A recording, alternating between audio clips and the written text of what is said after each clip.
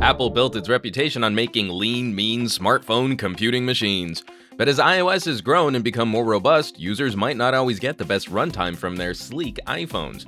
For folks not making it through the day, whittling back on some convenience features might make the difference between going the distance or needing to find a charger.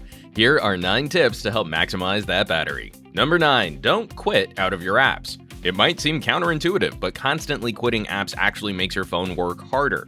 Once the app is cleared from RAM, the phone has to completely reload the whole thing the next time you open it. We gotta get away from this notion of phones looking all nice and clean with no apps in the multitasking view. Instead, start thinking unused RAM is wasted RAM.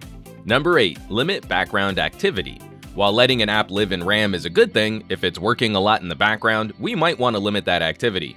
Look in your battery stats to see which apps are using the most juice, then go to General Settings and Background App Refresh to shut them down. I always disable Facebook, for example, because, well, it's Facebook. This point runs double for location services. If an app is pulling your location frequently, shut that down too. Number 7. Turn down the screen brightness. Auto brightness is convenient, but if you push the backlight lower, you'll save more juice. Just swipe up that control center to make a quick adjustment. We want to find that happy medium between completely unusable and mildly squinty. That's how you know you're doing it right. Number 6. Set a shorter auto lock. We'll never understand people who just leave their screen on after using their phone. Just hit the power button. Now, for those of you who can't be bothered to manually turn off the screen, setting a shorter auto lock will reduce some of the power draw from your laziness. Our iPhone 6s defaulted at 5 minutes of inactivity, 5 wasted minutes of electricity. Drop that down to like 30 seconds and your phone will last longer during the day. Number 5. Radios when you need them. Yup, it's super convenient to leave Wi-Fi on all the time, and when you're on Wi-Fi, you'll use less power than connecting over LTE. But when you're not connected to Wi-Fi, that radio is still drawing power looking for something to hook up with. Ditto your Bluetooth. It connects to so many useful accessories like speakers, headphones, and cars.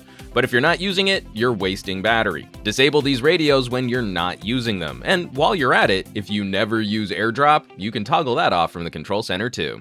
Number 4.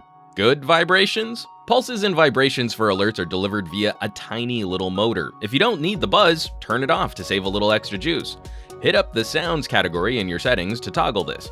It's not going to be a tremendous battery saving, but every little bit helps, right? Number 3. Disable the iCandy.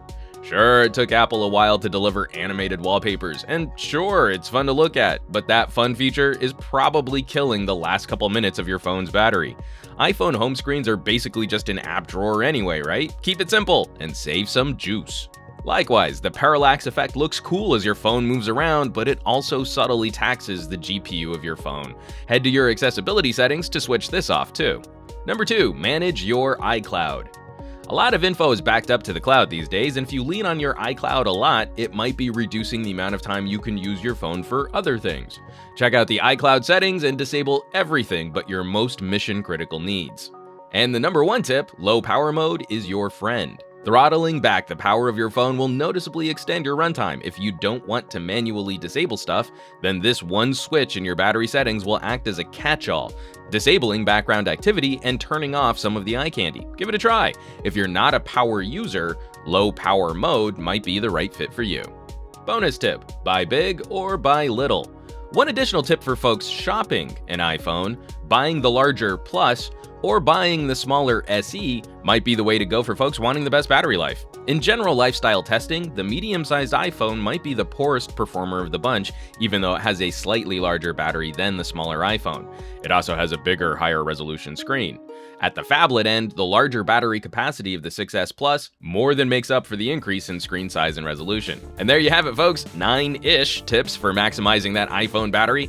Now, seeing as how our phones are increasingly the centerpieces of our mobile lifestyles, we totally understand why some people might be looking at chargers and batteries instead of disabling features.